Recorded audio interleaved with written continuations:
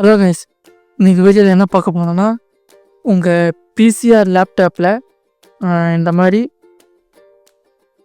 Wifi connect ஆகியும் no இன்டர்நெட்னு வந்துச்சுன்னா அது எப்படி சால்வ் பண்ணுன்னு சொல்லிட்டு பார்க்க போகிறோம். சரி வாங்க போகலாம். அதுக்கு முன்னாடி வீடியோ சப்ஸ்கிரைப் பண்ணிட்டு பாருங்கள்.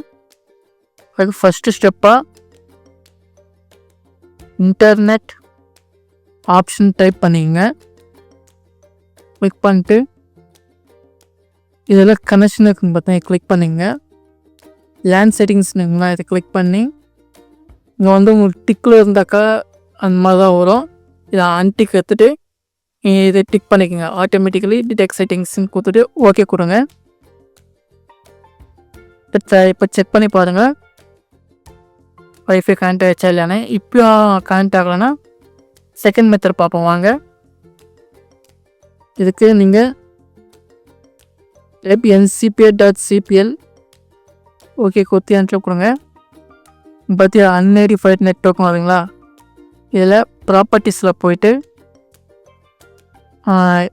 இதில் இன்டர்நெட் ப்ரோட்டோக்கால் வெர்ஷன் ஃபோனுக்குங்க அதை கிளிக் பண்ணி ப்ராப்பர்ட்டிஸ்க்கு போங்க.